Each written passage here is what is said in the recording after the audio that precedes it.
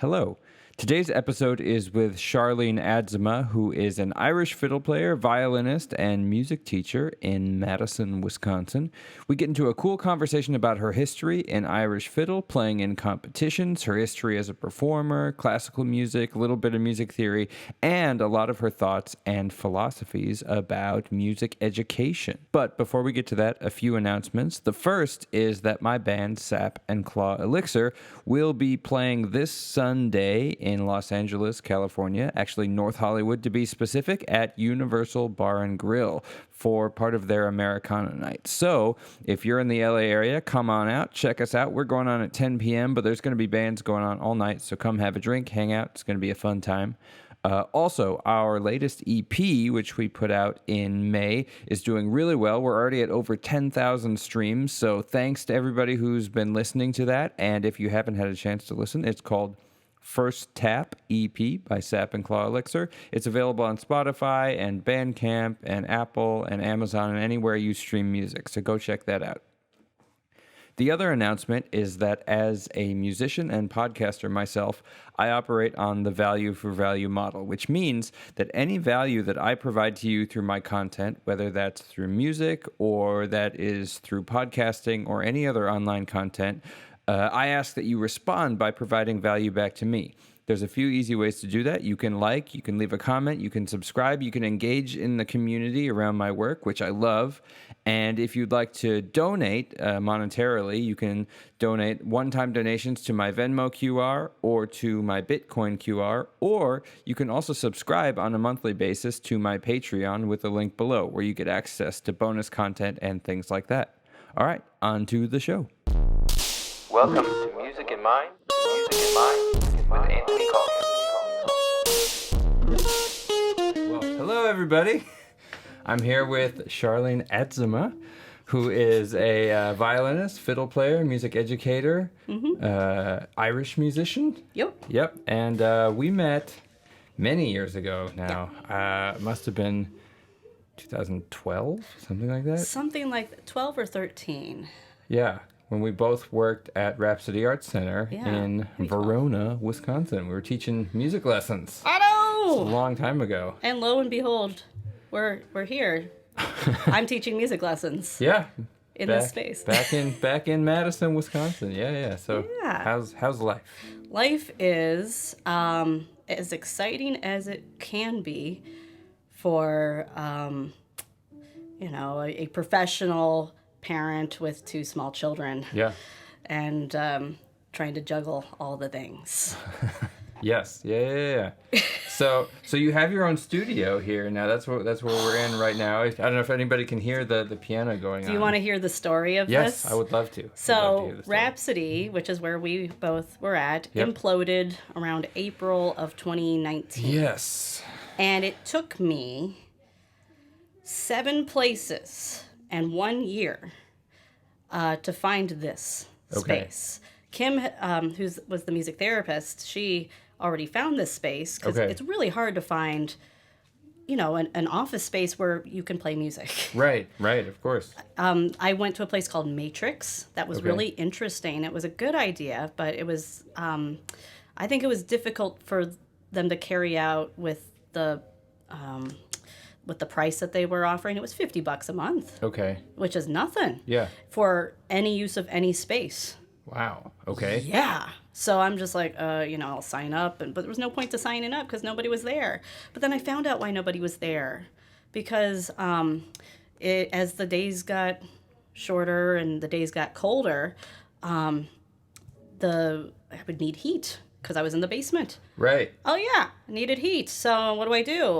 Where's the heat? They're like, I have some space heaters. Okay, cool. Plug them in. Boom. What? Zap the breakers die every time. From the heaters? Just from. Ooh. Yeah, they draw a lot of power. So that was bad. And mice and all sorts of other stuff. Nice. And, it just wasn't. It was dour. It was a good idea, but it... for $50 a month, I'm like, okay, well, maybe I can bump up. So then I looked on Craigslist and I found this guy who said, I have an office space in my suite to rent. And so I'm like, well, I'm a musician. Is this okay? He's like, oh, yeah, yeah, yeah. I'm like, no, really, I'm a musician. I play. It's loud, Yeah. and, oh, it'll be fine. And, you walk into the suite, and there's the guy who, like, is the main renter of the suite. And then there's all of us subletting from him. And it was nice. I felt like I was in what was it, like a sitcom with, like, people from different areas of work, and we all kind of lived in the same place. Yeah. It was weird, but it was too loud for them. It was too awkward. Yeah. And I could hear the sex therapist next door. Oh, Yeah. whoa. So that was maybe awkward too. So That's great. And it exactly what you want when you're working with kids on violin lessons. It's the best. Yeah, and I'm like, this is. That's quite a problem. I know. And I mean, they were like, shh, don't talk about that. Exactly. I'm like, and they're shouting, okay, curse words. This is cool. So, yeah. So eventually I got in touch with Kim, and she said she found this place. She had a small office just down the hall, and I was like, I wonder if we could go in on a suite. Yeah. Yeah. So we looked at this place, and we're like, let's do this, but it's kind of pricey. Maybe we can get a third person. Right. So we put it out there, and Richard, who we all know and love, Richard Flecker. Yeah. Yay! Great pianist, music teacher. He's here somewhere. Yeah. So we can probably say hi, maybe. I mean, if he doesn't bike away. So. Yeah. But yeah, so Richard's like, yeah, because he needed a place to store his awesome grand piano. It was in storage at Farley's. Oh, wow. Yeah. Okay. So he was like, yeah, I can spend $300 a month to teach out of a studio space I can get into at any time. Yeah. With two other people I know and trust. That's amazing. Right? Yeah. This is a dream. It's yeah. We're at the end of a building. This is a break room. Like this other, I'm pointing to a wall that is not connected to anybody else in my office. It's connected to the next office, and that's a break room. Perfect. So nobody cares. That's great. It's amazing. Just kind of got to work on some heating and cooling stuff, and sound abatement. But that's all. I see. But it's not so bad. I mean, honestly, like, just a little bit of piano coming from next door, I feel like it's pretty normal. Well, Kim does music therapy, so we might get drums and I see. and all sorts of other stuff too. But on the whole, we have been thriving. Yeah. I mean, in college, when everybody's practicing, there's music coming from everywhere. Yeah. There's no real... No, and it's awful. Sad. But let me give you the best part. So I get this space. Guess when? March of 2020. Oh, no. Oh, yes. It's the gift that keeps on giving. Oh, man. It's a good space. You can't even use it. No, and I had to keep paying for it. Oh, no. Oh, yeah. So I didn't use it for like a year.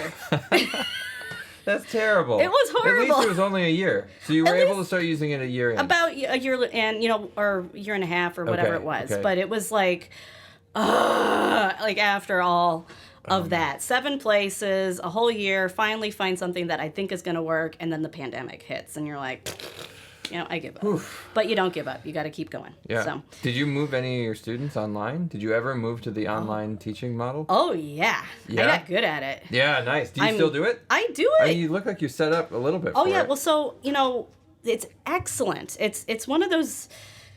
it was frustrating at first because you had to not only teach but also troubleshoot tech. Yes. Yep. And I know enough about tech to kind of get people going, but I am a PC person. Okay. Okay, so I know what to do when you got a PC. Right. You get a Mac, then I'm just like, it is different. You got a whole different look and feel, and I don't have anything to like go on at home to help them out. And the thing that drove me the craziest, and I apologize in advance, but the thing that drove me the craziest was the people who needed help were usually the Mac users. Right? Nice. I mean, I'm just saying, like, because they're like, oh, yeah, I just plug and chug, right? Yeah. And I'm like, I can't, But, it was a good learning experience. Yeah. And so I learned more about the iPad. My daughter had an iPad, so at least I had that. So I had, like, 3 out of the 4 main platforms. I mean, iPads are tough. Actually, most of my students are online now, and the ones who use iPads struggle the most because you can't adjust the sound settings on an iPad properly. Nope. Whereas most laptops, you can actually work with Zoom so that it doesn't cut the sound out when it thinks music is background noise. The original and iPad's sound. a real problem. Yep. So any of the mobile stuff. So whether it's Android or iPad, you're going to not be able to do original sound. Yep. At least as far as I know right now. They Yep. could keep changing, and I don't know because I don't think I have anybody dealing with mobile devices right now. And most of the people that I'm teaching online are either like they're just trying to keep the germ level low, Yeah. or weather, or Sure, just sure. like short notice, like, hey, I'm not going to drive in from Mount Horeb or whatever. Yep. And I go, that's great. Zoom, Yep, done. exactly. I'm ready to go. I mean, that is miles Very away from convenient. where Oh, yeah. we were, Oh, yeah. right? Can you imagine in, December of 2019 trying to convince your students, oh, it's too snowy, just hop online, we'll do Yeah. it. I mean, I had a couple I was trying to convince because I was living in LA at the time and I had some like way on the other side of town. So it was easily an hour and a half, 2 hour drive to them. And I was trying to go, maybe let's every other do online. And they weren't quite on board. But then the pandemic hit and they were like, oh, let's figure it out. I know. And I moved recently from LA to Austin. Oh, really? Yep, yeah. So You I'm might living... know some of my friends. Oh, cool. Maybe. Yeah, We'll see. yeah. So Okay. I'm living in Texas, but I kept all my students in LA. Nice. So I still have all my LA students. Yeah. Well, I still have all my students from that I left in Rhapsody. That's amazing. I know. That's so good. My job, I felt like during the pandemic, was primarily keep them playing Yeah. and keep them happy and Yep. like feeling good, because the pandemic is horrible. Yeah. And there's Yeah. nothing that's going to make you feel worse than Right. quitting your instrument. Yep. Yep. I think. I also continued group lessons online, which is Those really are tough. hard. Yep. Yep. Those are hard. Because the way I do group lesson is very interactive and very much based upon listening to the person next to you and playing with them. Right. You can't do that as Yep, easily yep. online. There are ways. Yeah. But then you've got to deal with all the tech stuff, and you're Yes. like, is it worth it? Yep. Yep. worth Yep. it? I know. So do you still run group classes online? No, I gave that up after the first summer. 'Cause I can I'm like, see that. Yeah. I got a couple I'm doing, and they're tough. Yeah. Let's put it this way. If I were to do a group class online, and I have considered this because I think my skills are unique enough Yeah. that people all over the United States might find it Yeah, absolutely. interesting. It would be more like not so much about ensemble playing, Yeah. but more of a group version of one-on-one. Sure. Sure. Sure. Learning some technique stuff and some tunes and whatnot. Yeah. I mean, the ensemble playing is so difficult. It's online. online. Although it does open up a whole bunch of new things, because on the podcast I do free improvisation with people online where it's know! completely out of sync. But that's the thing, is then you have to adjust to playing out of sync, and the nature of your playing is completely different. Oh, goodness. There's no Well- beat, there's no pulse. It's just interacting with motives and sounds and things. Yeah. I mean, that's a whole other It's topic. weird. It's very weird, but I think you might find a fan with Richard. I don't know. I think so. Yeah. We know. yeah, I bet he'd love it. I bet he would. Yeah. So moving from the teaching side to the playing side. Mm-hmm. So you play Irish music. You play. I've heard you play some classical violin. Sure. Where would you put yourself My wheelhouse is in the Irish. musical world? Okay. Absolutely. I'm a gigging musician, like performing. I play Irish music for performance, for people to enjoy and be entertained. Yeah. But I also play them for Irish dancers. So I am Oh, great. I'm a biological jukebox. Great. And it's backbreaking work. It's not for everybody, I would say. Right. I used to, as a teenager, I did Irish dance, so I'm familiar with the world. I know like how it works. But you got to sit there and play with a metronome for 8 hours Right. in public. Right. So, but it actually has made me, I don't know, it makes me better, I think, as Do a you musician. play with a click Yeah. in your ear? Oh no, and it gets, well, so for a while, shall I go back? Sure. Yeah. In history, an Irish dance, the musician would just play, and the dancer, who was solo, would say, faster, have their hand like come up, Oh, go I see. faster or push it down and go Interesting. slower, so So they they're didn't have in a charge metronome. of the pace. The dancer's in charge of the pace. Well, a long time ago, that's how it was. Okay. Okay. These days, the technology is such that they can require us to play with a metronome. Oh. Oh, yeah. So to keep it fair and even. Sure, And sure. that makes perfect sense. And there was a time when I first started playing, I think there were some people who didn't play with metronomes, still played old school, and some people who did play with metronomes. And that's where I come in. And then, just recently, in the past 10 years, let's say, the drum machines come out. Right. Okay, and hear me out. The drum machines are played through the speakers. Sure. And I struggle with this on many levels. Like, so for me, you're dancing to the music. Yeah. Shouldn't you maybe dance to the music? Yeah. Why am I there if we just have the drum machine? Yeah, absolutely. And I was just like, this is so bizarre. But on the other hand, if you're playing with a beat that everybody else can hear, the dancer's always going to be on time. No one's ever going to complain that you were off time. Right. Those are also important things to notice. Of course. A few weeks ago, I was playing up in Minneapolis area it's called a fesh, an Irish dance competition, FEIS, and it was a smaller fesh, but at one point I had 4 stages, all at once. Now, usually you might think one musician, one stage. You were playing on 4 stages at the same time? So I was in the middle. And there were 2 stages on either side of me in this giant gymnasium. Wow. And I can't tell you how thankful I was for that drum machine. Of course. Well, it's probably so far away from you. Well, I mean, no. Seeing and hearing. I don't have to worry about them. My job is to play, okay, we're doing slip jigs. We're doing them at 113. Okay. And I'm going to play until everybody's done or until I feel like I really need a break. Because I timed myself. I did 13 minutes. I was like, this is pain. And I'm wondering, and, playing very specific stuff for everybody. And they got to start on time. And anyway, I had a really good group that was like starting all the kids on time, getting it going. Was it just you playing? Were you the only musician? Only musician. Wow. Yep. So I got to play. I had and the drum machine was, in this case, it was just like a metronome beat. Boom, boom, boom, boom, which is perfect. Because another problem is, as a fiddle player, it's hard for the dancers to really get that, that pulse so clearly. It's preferred they prefer to dance to accordion players. Huh. Yeah. Accordions have the basses. Right. Okay. Right. Like they generally, yeah, or whatever. Right. So they like the basses. They like the big sound. You can hear, and generally speaking, they're the piano accordion. So they're the same in and out. So it doesn't matter what you're doing with the bellows so much as like, a button accordion where it's a diatonic where you're in and out. So you really get, regardless, you can get a real big with the accordions, and so they feel really solid with those. They don't love the fiddle players quite as much because it's not quite as obvious. Yeah. And so I've really had to change my style of playing when I play for dancers in order to make it easier for them to dance. Because it's not about me. Yeah. As much as I like to sit there and go, I'm bored. I want to play a different tune. Yep. I want to play something new and interesting. Sometimes I'll play something that I think is new and interesting, and I get dinged by the judge, and the judge says, can you play something they can dance to? Ooh, ouch. Oh, yeah. I'm like, yeah, okay. Yeah, it's fine, So I'll do that for hours.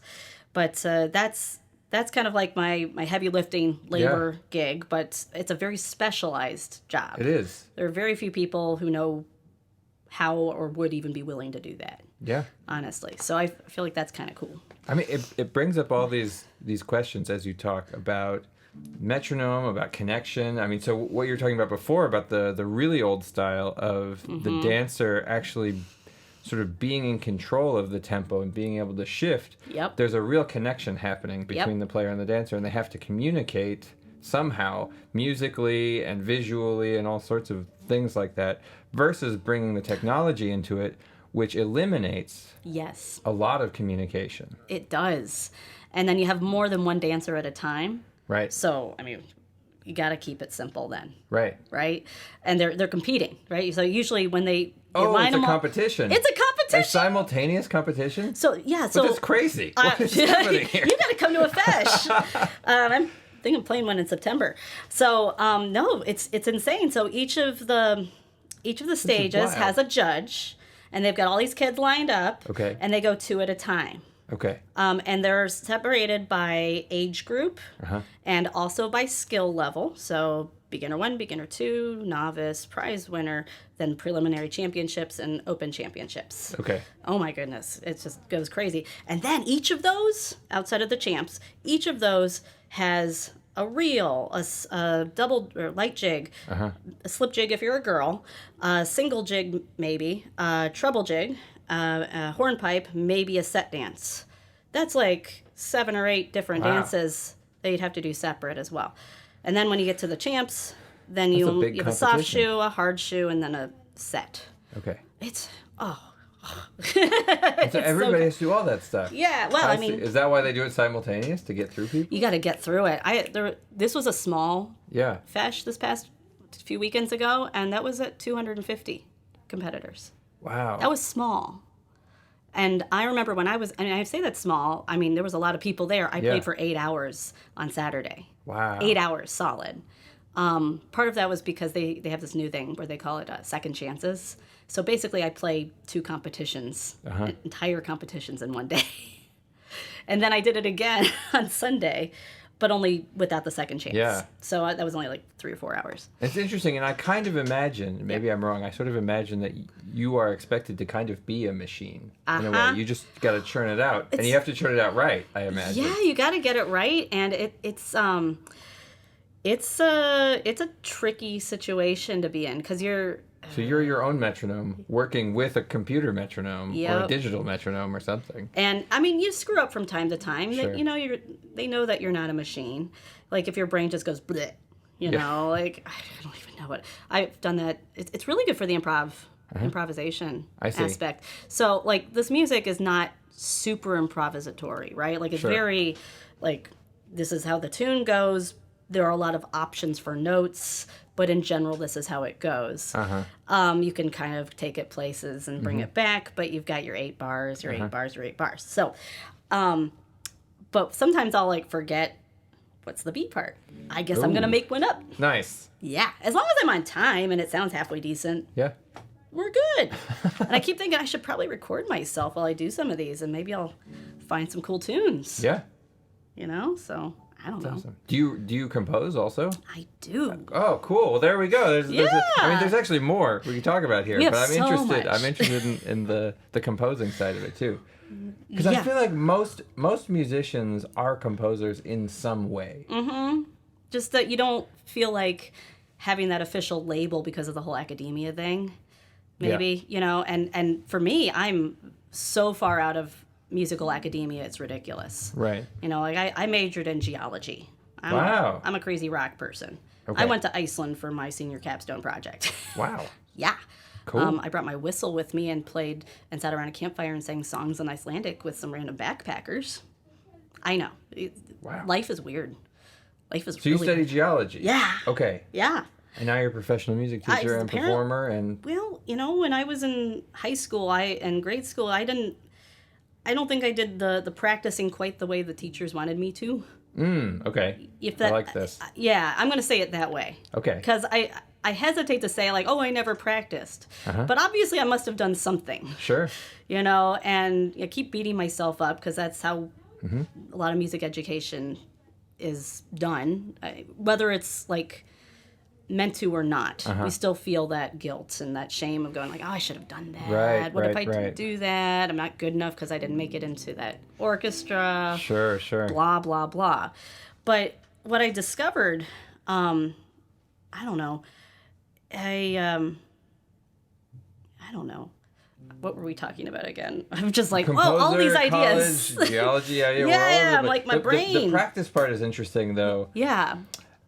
I feel like some of my best musical playing are not things that I have tortured over in the practice room, but it comes sort of when you can figure out how to be at ease with it. Yep. And practicing is important and it's not. And I struggle with this as a music teacher also, because I often worry that I'm basically teaching my students to be mediocre, because what they need to do is something that I can't tell them how to do. Right. And so over the pandemic, you've opened up a whole other door here. Watch out. So during the pandemic, I had a lot of thoughts. Yeah. Especially when you're like sitting there on a computer going, because I'm really hands-on. Yeah. Right? Yeah. Like here, move your hand like this. You're done. Good. And I'm like, how do I get them to do what I need them to do? Right. And be musical and skills and it's a big umbrella. So I'm part of the Suzuki Association of Wisconsin, and they, over the pandemic, they hired a guy named Greg Goodhart, Okay. Gregg, to give a lecture about learning. Have you heard of this guy? No. He's really interesting, actually. I mean, he comes off a little bit like, snake oil, Uh-oh. like as you might, Sure. right? If you're a self-help person, I don't think Yeah, that kind of thing. I don't think you can get away from that. Right. But it was TED Talk-ish. Yeah. Yeah. But he was really interesting and gave me all these bits and pieces that I'm still trying to put together, because I think he's probably also still trying to put it all together. Or he couldn't fit it all, like all of his information into an hour-and-a-half lecture, because it was a lot. It was like 9 important things. One thing, let's see, where shall I start? So there's that whole concept of deliberate practice. Right. And what's the word? See, I always forget what the word is. Not reactive, but it's in that realm where you bring it back, where you recall, and that sort of thing. So deliberate, of course, is saying, I'm going to practice this thing. I know that my goal is to do this. Yep. End of story, right? And then the recall is review and all that stuff is just go in, don't think about it. Yep. Okay, and those are 2 separate ideas that we have to both use. Yes. Yep. And he did it in a really interesting way. Apparently, in your brain, when you're doing deliberate, focused practice on a repetitive task or whatever, you're only going to learn it if it's interesting to you. Right. Which sounds like duh, but still. But what I'm saying is that it's got to be slightly challenging. Right. Not overly challenging, Yep. but slightly challenging. So apparently, when something is slightly challenging and has your focus, Yep. there is something in your brain that, when we're doing something, our neurons fire and they connect through the synapses and all that stuff, and then that creates the pathway that we're going to take the next time. It'll be faster the next time because of the myelin sheath that wraps around the axons. Whoa.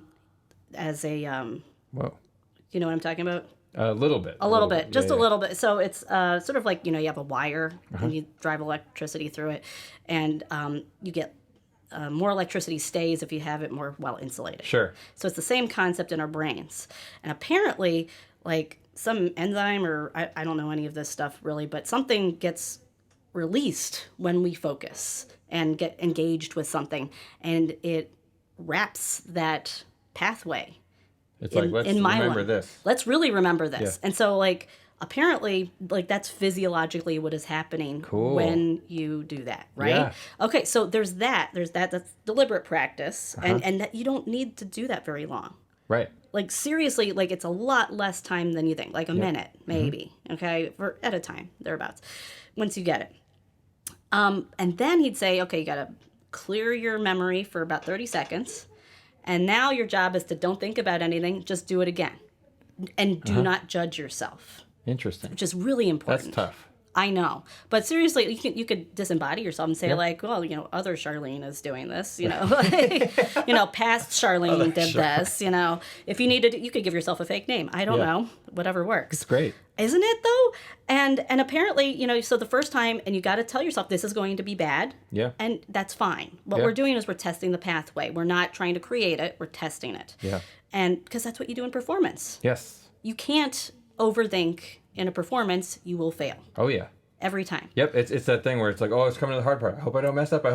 You will. Yep. Yep. Every time. Watch yourself about to mess up. Yes. Yeah. So what they're having you do, what he has you do is like, okay, we'll play it. And he's like trying to keep you, a metronome, really trying to keep you in the moment so you're not thinking too hard about it. And he had him speed up. And it's like a little parlor trick. They get better at it. Yeah.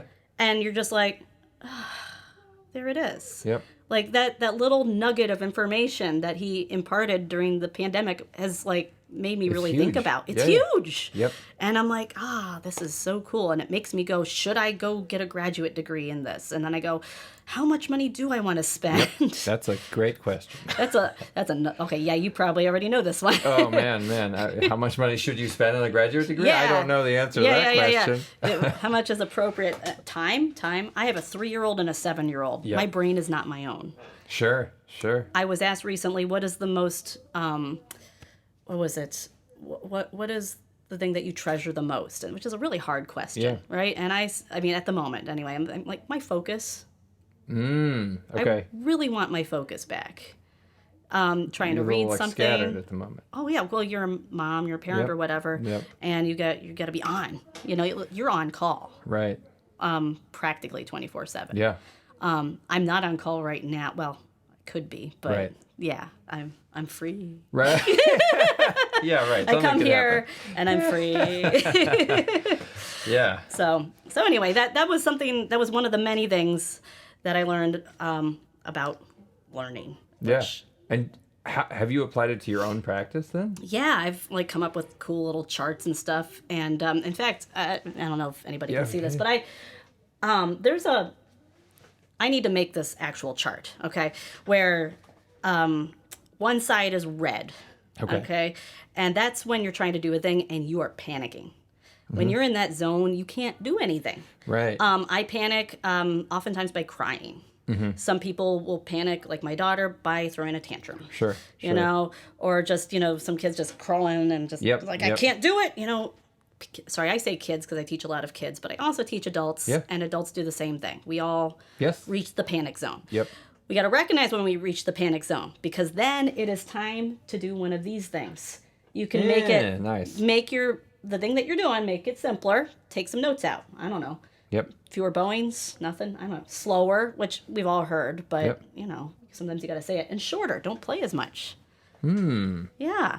Don't. And so that's how we get from the red into the yellow, which is that slightly challenging but doable area. Yep. On the other side is the green. Yep. Okay? And that's when things get boring because they're easy. Right. Yes, okay, yes. I want to make some more signs that go like maybe on that wall that have the opposite thing. Well, now it's time to play them longer. Time to play it faster. Time to add those more complex elements into it. Yep. So that you can... The longer, shorter one feels like maybe the most difficult of the bunch, because if something's boring, playing it longer, in a sense, might not help. Well, see, okay, so if it's boring and you want, I just do it for an hour. Yeah, well, okay, how can we make that would be hard. More challenging? So longer is not the way to do it then. Right. I mean, that's a real focus test. That's a focus test. Yeah, well, because I bet you maybe the green turns red at some point, because maybe that sense of ease is not really ease, it's panic. Right. If it's easy, you're comfortable. Yeah, right. All right, but maybe you're panicked because you're like, this is boring. Yeah. I'll tell you very bluntly that Suzuki Book 6 was awful for me. Not all of it, but like some of the Handel Sonata stuff. I'm like, I am playing this note for how long? You're supposed to shape it, and this does not move me. I don't care about this note. I want more notes. Stupid note. Yeah, I want more. Can you give me more than one? So, I was like, these are my college audition pieces. These are not showing off what I'm interested in at all.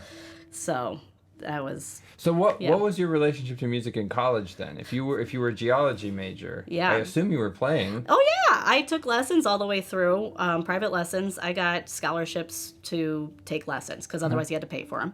I took enough music theory to be dangerous, which is all I ever wanted, because I don't need to know about Napoleonic Six. I don't care. I just need to be able to tell what key I'm in and what to tell the guitar player.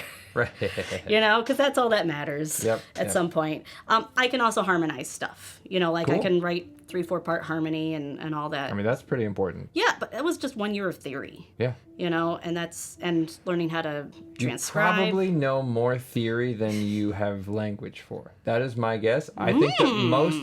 I have definitely. an idea that I'm going with, that I think most theory that is actually learned is embodied. Yeah. And I always use the song Hallelujah, the Leonard Cohen song, because I think that song, the chord progression to that song shows you how you embody theory, because it has both the major and the minor pole of C major and A minor, and it tonicizes both, and then it sits in the middle in this ambiguous space, and it shows you how you can sort of put theory into practice and embody it. And I think that most accomplished musicians have a lot of theory in their body. But you're right. You don't have a lot of words, because that's where the academia part steps in. And the people who have been like garage banding forever, who can accompany anything, they just go, oh, I don't know any notes. I don't understand any major theory. It's like, well, play the note that makes you sound like you're at home.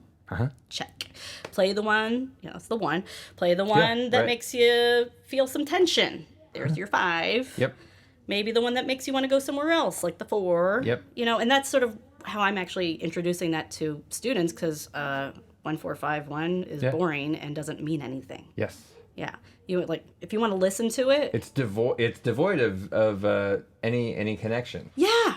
And I mean, it's clinical. It is. It's incredibly clinical, and I'm like, okay. It's good for like people who already know the language and can interpret. But when you're just trying to like teach someone to care about it. So how do you care about it? So I care. How do I care about chord progression?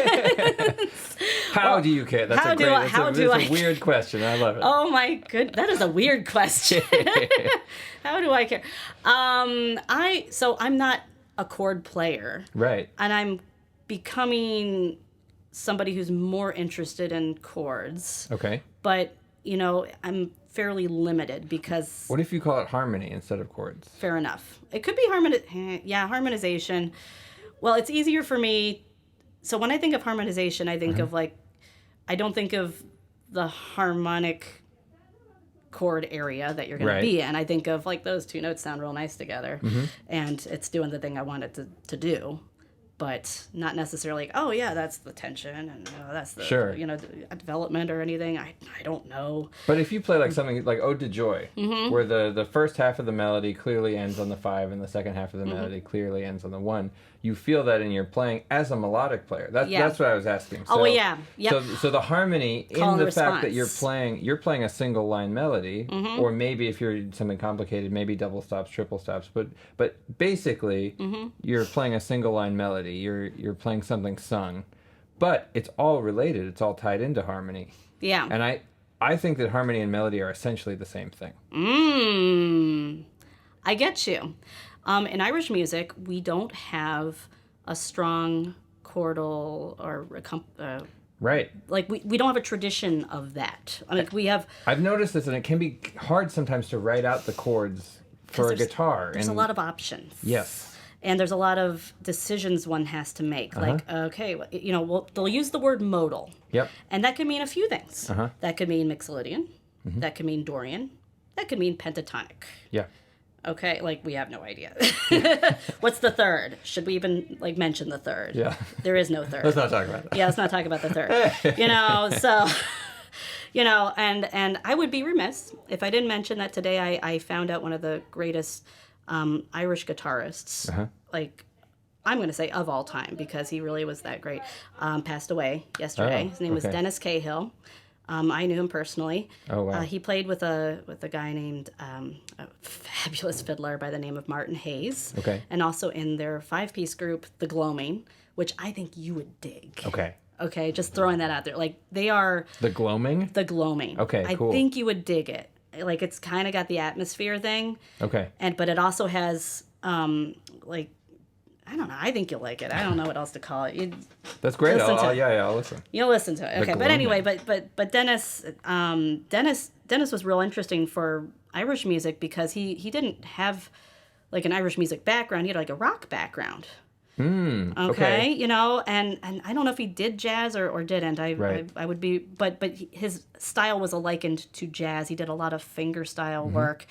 And the thing that I understood about him working with Martin was that, they'd say we're going to play these tunes. So you know the general, where this is going, but you don't really know where Martin's going to take it. And so he would watch him and listen Yep. and just add just enough accompaniment. Yeah. So he was not driving Martin. Martin was driving. Yeah. Okay, you know how a lot of, I'm sure you understand this, from like rock music perspective, guitar drives. Yes, You know, absolutely. and violin just like plays extra stuff. Yeah. Folk music, fiddle drives. Mm-hmm. And the guitar assists. Yes. You know, and Dennis was the consummate assistant. He would not get in the way. That's great. He would just add what needed to be added. Contextualize it. Oh, he was amazing. Yeah. And I'm still stunned that he's gone, and I'm not even sure I get it yet. So you'll have to look him up. He's phenomenal. Out of Chicago. Okay. Yeah. So That anyway. sounds exciting. Anyway, so that's so Irish music chord, backup is I think it only really goes back to maybe the early 1900s with some guitars Okay. and some piano here and there, but it's not as strong of a tradition as the melodic Right. tradition. So that modal contrapuntal idea I really like. Mm-hmm. For me, like as a composer, Bach is like the be all end all kind of a Right, thing. yeah. But what I love about the way he writes music is that he doesn't really write chords. Mm-hmm. Chords can exist as a consequence of the fact that voices are moving. Yes. And so, Yeah. similarly, writing out chords for Bach is a little bit goofy. And like maybe it'll work on a prelude here and there, but it's not really. You're not going to get that much out of the music by looking at it that way. And I found the same thing I haven't played much Irish music, but I've occasionally accompanied fiddlers and things like that. And it's similar where writing out chords, something is not exact. It doesn't feel like that's quite what's happening. Right. This is funny. So years ago, I went to Los Angeles. Uh-huh. I was 17, I think. And my dad's got a first cousin. Okay. Who's a famous music producer. Okay. His name is Pat Leonard. All right. He's worked with Madonna. Cool. And he was on the Michael Jackson Victory Tour. Oh, wow. I know. And so I That's was just like, amazing. oh my goodness, I get to see this guy. My dad's talked about him, but he's whatever. Anyway, I was like, oh, you want to play something for him? I'm like, what am I going to do? I mean, he's got a Steinway in his house, and it's floating. Like, it literally is, like, suspended from the ceiling. What? Yes. That's crazy. To, like, it's assist with... suspended from the ceiling. Yeah, to assist with pure... I don't know. His ears Wow. are special. I don't... Yeah. He dropped out of high school at age 16. He was probably, like, kicked out of high school. Sure. If I'm honest. And so he just, exploded. And I'm just... I don't even understand this. But, yeah, he's from a small town up in the UP or something. Okay. Yeah. But anyway, so I played for him, and I played a tune that I really liked that I think is in B minor. And he's like, wow, you can play any chords with these. That's great. I know. I was like, well, maybe. It depends on the context. Yeah. Like, if you're playing with other traditional musicians, they're going to have, like, a box that they want you to kind of stay in. Yeah. But, if you're kind of playing with, something a little bit more outside the box, yeah, you could go there. So it just depends what you're looking for. He's, got the creative side there. So, yeah. Music. Music. Ah. It's crazy. It's crazy. So what kind of stuff are you working on now? Like what are projects you have going on? Projects. So, I've got a band.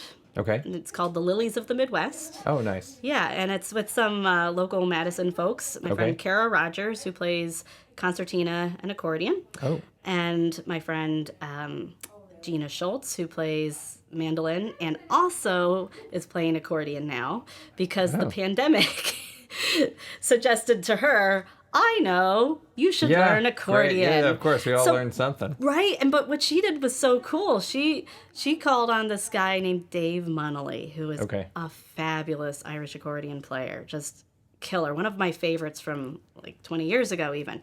And she just was like, yeah, I'll take some lessons. And you can do that. Yeah. It's online. Yep. She can take lessons from Ireland online. That's amazing. Yep. I mean, and it works. Yep. And it's bizarre. Because we've got that infrastructure in place now, thanks on many levels, thanks to the pandemic. Right. So, like, we all accept it. We have the tech. We know what to do. Yeah. We've already done it. Yep. I don't know. I don't like the pandemic, but I'm grateful for the change that, the positive changes. Yeah. So, Anywho. Yeah. So your band. So I've got the band, and we've got a few... Lilies of... The Lilies of the Midwest. Like the Lily of the West. Yeah. The tune, right? Yeah. Yep. There was a song. So there's the song, The Lily of the West. I think. I just know the Joan Baez version. Okay, so Joan Baez did it. What's his? I can't even think of his name. You know who I'm talking about? Other folk guy from the same era. Dylan. Oh yeah, of course. Like the other guy. Yeah, there's him. a few of them, but there's the big one. That guy. That guy. And I don't know who wrote. I think it's an older folk song that's been used a few times. But I just thought, wouldn't that be fun? We'd be the Lilies of the West, Lilies of the Midwest. Yeah. Right, and I guess in one of the versions, the girl is named Flora. So our EP is called Flora. Oh, nice. Which made sense. That's great. So is it available everywhere? It is. It's available on Bandcamp. Oh, go check out the EP on Bandcamp. The Lilies of the Midwest, Flora. That's nice. It's the three of you? It's a trio? It's the three of us and my friend Rick Nelson, who plays guitar. Okay. Out of Columbus, Ohio. I've been playing with him since I was a teenager. So. Okay. Cool. Yeah, so he joins us all the time, and we just got some pictures done with him, and we might be working on something here in the future that's going to be really cool, but yeah. So there's that. Okay. We were talking about composition. I've not done a lot of that, but I did get a really cool email yesterday, and followed up with a really cool phone call from my favorite fiddle player on the entire planet is Liz Carroll out of Chicago. She's just a great player and a great human being, and very supportive, and just, I mean, just magic. Just magic. Anyway, she said, hey, I heard your students the other day on Facebook. They played this tune that I think you wrote, because I went to her house and I played it for her there. And do you mind if I use that on a podcast? Oh, nice. And I'm like, are you kidding me? So she's doing, this might be, I don't know if this is supposed to be kept on the down low, but at some point there will be a podcast, and it's not going to be very many episodes, but on one of them, my students, Laurel and Jacobus, Lucy Jacobus, and their brother, Lucas Jacobus, on banjo, will be playing a tune that I wrote called Beth and John's Waltz, which is for my brother and his wife for their wedding. Wonderful. Yeah. And, I mean, I'm like, okay, if that doesn't feel like validation, I'm not sure what does. That's great. Right? That's amazing. It is amazing. So I was like, that made my day. There I don't know. You're a composer. I know. I'm a composer. I'm a composer. I could have a tune book. You should. But I should have more than like 10. No, I have more than that. I just haven't really thought about it in a while. But I find a lot of musicians. I sort of mentioned it before, but compose a lot more than they even give themselves credit for. Oh. And actually, I think a lot of musicians who come to composing sort of as a natural part of their practice, rather than the ones who set out to be a composer. Oh, yeah. Actually come up with really beautiful, interesting things because it's tied in to everything else they're doing. Their music making, whether they're writing or not, versus somebody sitting in a room like, how do I write the perfect melody? They're doing creative work using the deliberate practice. Yeah. And you can't do that. Yeah. You got to do the creative work by just letting it go. Yeah. Well, that's hard. Yes. For some people. I don't know. I'm like, oh, well, maybe I don't really want to spend all those hours trying to get really good technically. Sure. Maybe I don't know. That's a whole other conversation.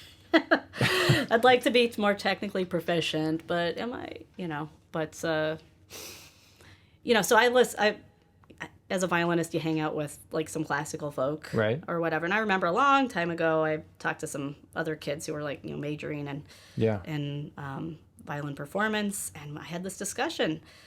I said, I really favor music that makes me feel, and or I feel like they're talking to me, or like I'm like I get their music. Sure. Way more than any sort of technical ability.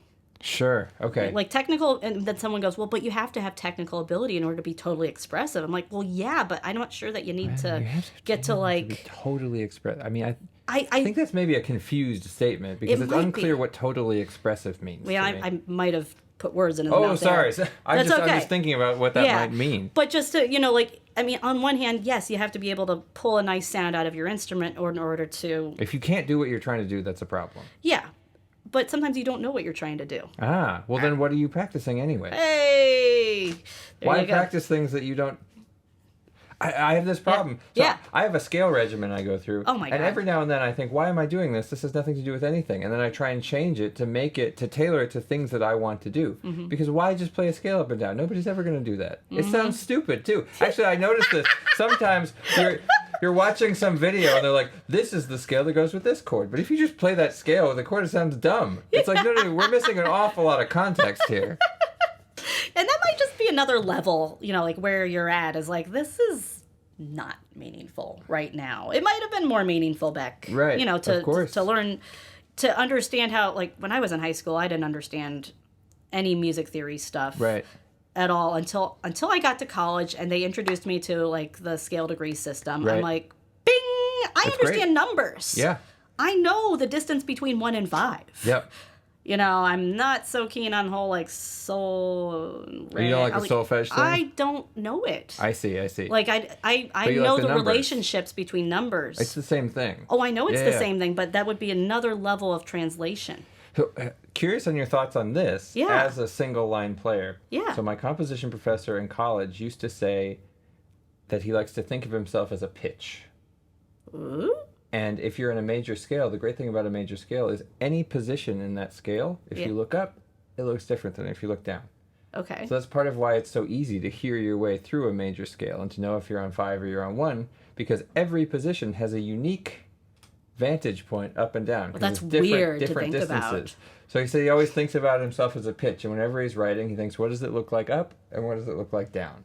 Wow. I feel like I need to get inside that guy's brain more and get some more context because that's interesting.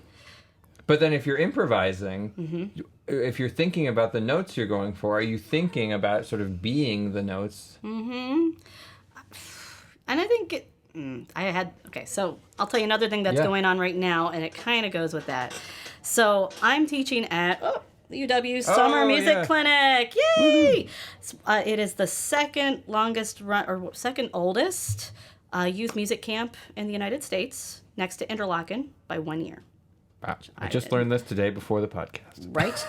I know, right? 90. This is the 93rd year. Wow. I know. 93. 93. Dang.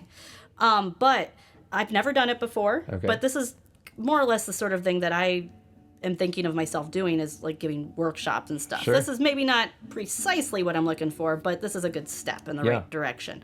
So I'm doing a fiddle band thing. Fiddle band. Fiddle band. That's what you're calling it. Okay. That's what they. Interesting. That's what they called it, Oh, and okay. I just said sure. I mean, I'm honored. Yeah. Like this is.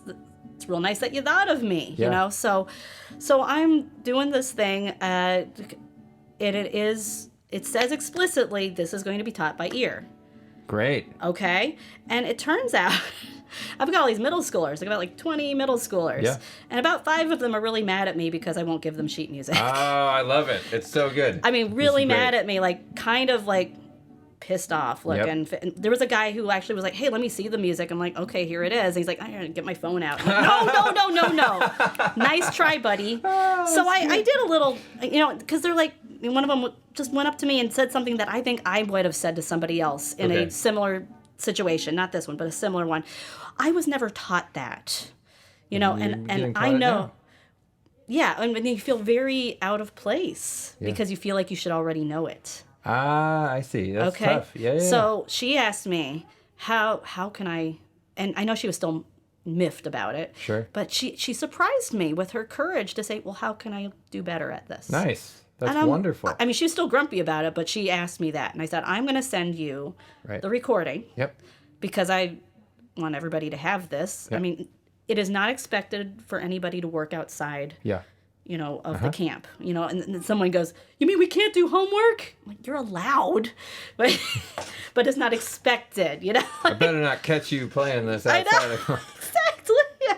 I thought that was pretty funny, but, and so I had a few very confused people because it was not that's on paper. Yep. And I realized this, and because they were like, where do we start? How do we know we're doing it right? You've got to have, and the hard part is to make that connection in your head. Yep. Maybe you have to come up with a word, a picture, Yep. a feeling. And that comes with practice. It's true. And I told him, like, I've been doing this for 30 years. Yep. Give yourself a break. You've been doing it for 5 minutes. I think it's amazing, though, that you're doing this. I try and get all my students... I'm trying to get my students to do more and more by ear, and me giving them less and less music. Yeah. Because holding yourself accountable to your own idea and your own hearing of something. Oh, How do I know if I'm doing it right? Listen to it. Does it sound like you're doing it right? Do you think you're doing it right? Do you think you're doing it? That, like, right off the bat, they're going to shoot up 10 points if they have an idea about whether they're doing it right or not. Yeah. And I think it comes a lot from being concerned about failing. Yes. I mean, we all have this concern. Yep. But, you know, that was definitely like those kids seemed like higher achiever type kids.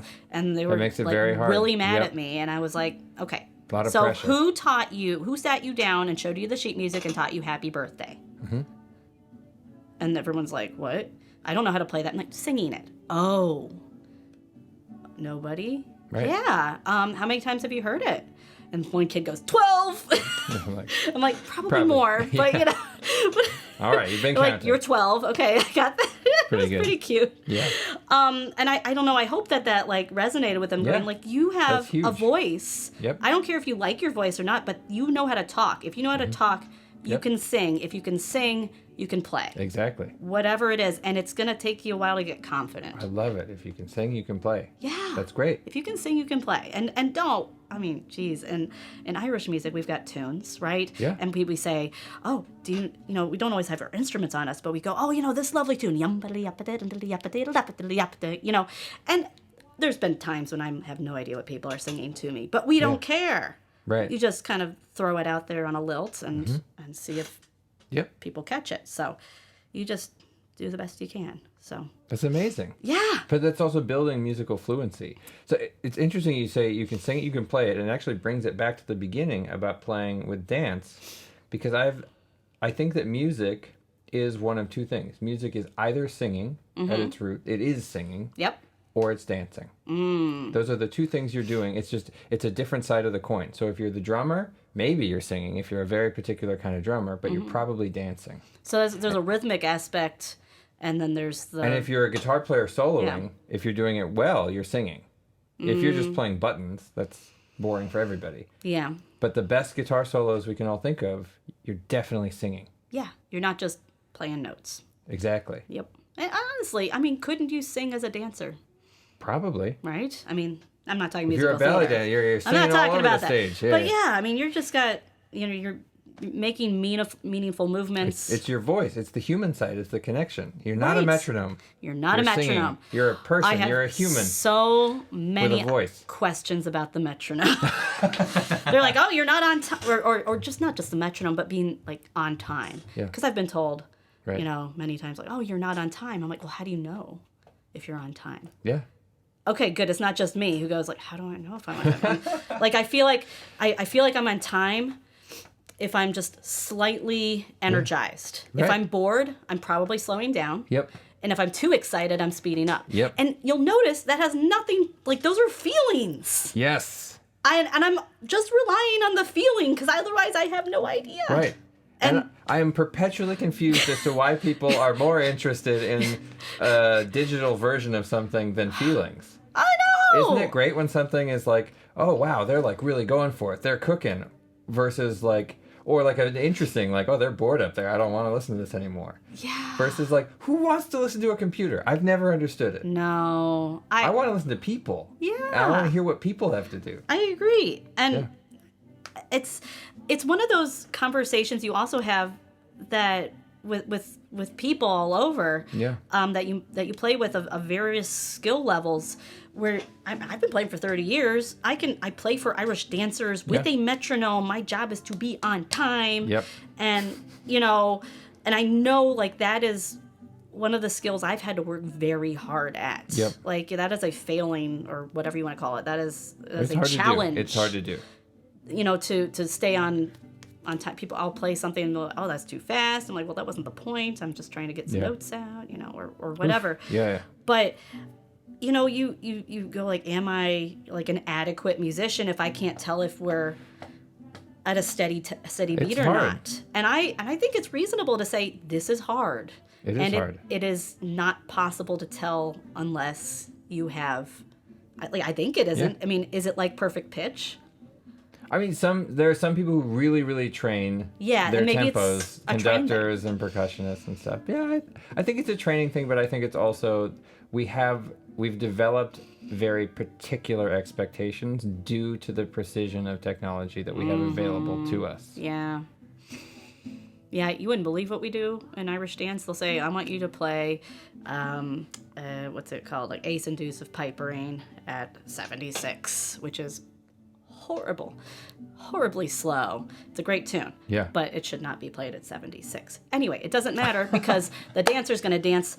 The slower the tune, the faster the dance steps. The more dance steps they can fit in there. I see. So it's like it's not even giving really them music space anymore. Yep. I'm going to say it live here on radio. It's not really music. Yeah. That's okay. Yep. It's just how things are going. So anyway. Well, do you want to play some music? Yeah, let's try play. something. Yeah, whatever. I'm open. Cool.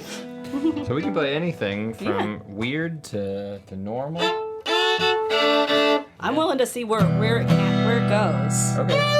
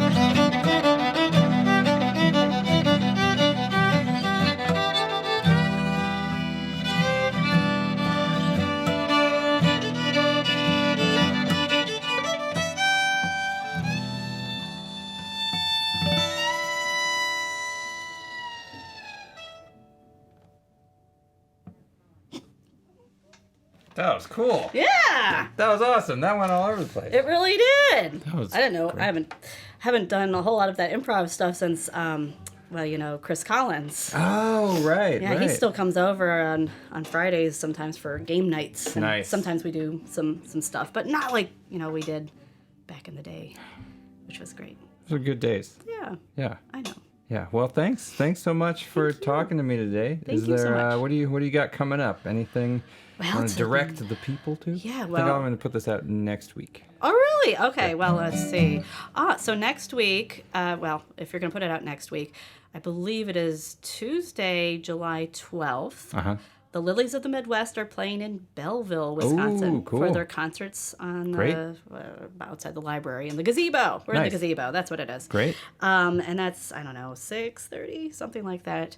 And I think we're also playing at Carbon 4 Okay. Brewery up just near like the airport and such in Madison on my birthday, July 16th. Ooh, exciting. Oh yeah. Oh, it's a big one. It's a big birthday. Ooh. Yeah. And so I'm having my own birthday party. Thank you That's very much. great. Yeah. It's a good thing to do. Play a show on your Play a birthday. show on my I played birthday. one on mine last year. It was great. It's a great. great way to spend the time. We're gonna do this, and that's on July 16th. And I think we're playing.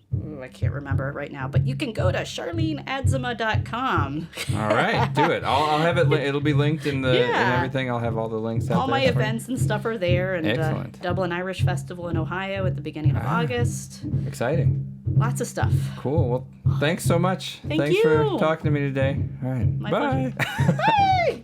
All right. Thanks for listening or watching. Please remember to check out Charlene's links below. Also, remember to leave a comment, and subscribe. And if you're going to be in the LA area this weekend, check out my show with Sap and Claw Elixir this Sunday at Universal Bar and Grill. Also, if you're in the Austin area this Saturday, I'm playing with Ruby Groove at Doc's Fish House. And next Friday, I'm playing at Shakespeare's on 6th Street with Joyce Taus. Also, more dates throughout July and August. Go to my website. Go to Sap and Claw Elixir's website. Follow us on Instagram to see our latest news. We got a bunch of shows coming up. So I hope to see you all out there. Bye.